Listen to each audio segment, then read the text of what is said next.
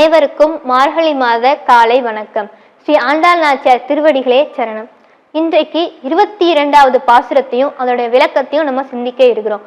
இந்த பாசுரத்திலேயே ஆண்டாள் நாச்சியார் இறைவனை நம்ம எப்படி சரணாகதி பண்ணிக்கணும் அப்படின்ற தத்துவத்தை தான் நமக்கு சொல்றாங்க. அது என்னன்றதை நம்ம பார்ப்போமா?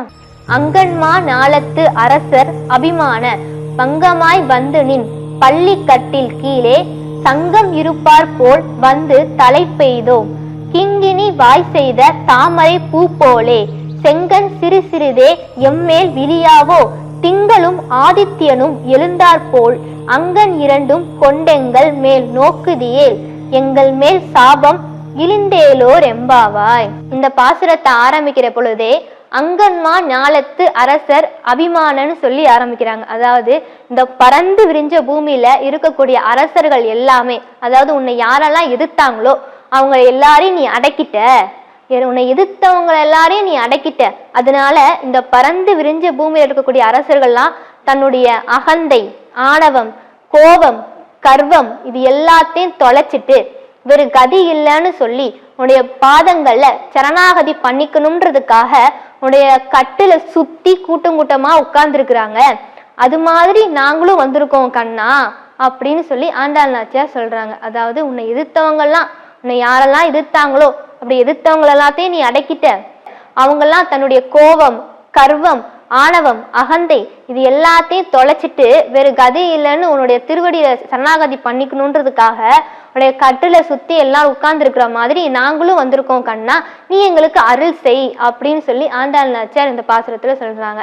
கிங்கினி மணி இருக்கு இல்லையா, அந்த கிங்கினி மணியுடைய வாய் போலவும் தாமரை மொட்டு மலர்ற பொழுது எவ்வளவு சிறுசா இருக்கும், அது போலவும் உன்னுடைய கண்களால கொஞ்சமா சிறியதாக நீ எங்களை பார்க்கணும் கண்ணா அப்படின்னு சொல்லி கேட்குறாங்க.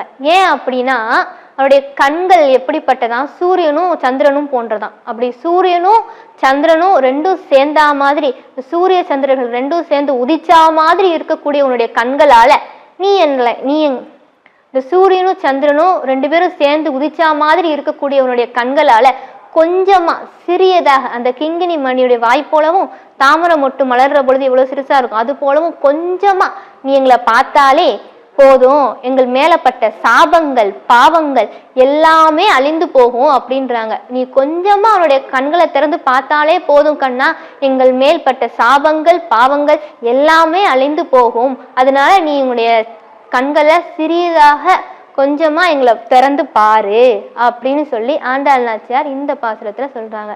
இந்த பாசுரத்துல ஆண்டாள் நாச்சியார் நமக்கு என்ன சொல்றாங்கன்னா, இறைவனுடைய கடைக்கண் பார்வை பட்டாலே போதும், நம்ம மேல பட்ட சாபங்கள் எல்லாம் அழிந்து போகும் அப்படின்றத சொல்றாங்க. அவருடைய கடைக்கண் பார்வையுடைய சிறப்பை இந்த பாசுரத்துல சொல்றாங்க. அவருடைய கடைக்கண் பார்வை படணும்னா நம்மளும் அந்த அரசர்கள் மாதிரி நம்ம கிட்ட இருக்கக்கூடிய அகங்காரம், கர்வம், கோபம், ஆணவம், அகந்தை, செருக்கு இது எல்லாத்தையும் தொலைச்சிட்டு அவருடைய பக்தியை மட்டுமே அவருடைய பாதங்களை சரணாகதி பண்ணிக்கணும்னு சொல்றதுக்கா, அவருடைய பாதங்களை சரணாகதி பண்ணிக்கணும்னா அவருடைய பக்தியையும் அன்பையும் மட்டுமே நம்ம அவர்கிட்ட நம்ம கொண்டு போகணும் அப்படின்றத தான் ஆண்டாள் நாச்சியார் சொல்றாங்க. இந்த பாசுரத்திலையும் சரணாகதி தத்துவத்தை தான் ஆண்டாள் நாச்சியார் நமக்கு சொல்றாங்க.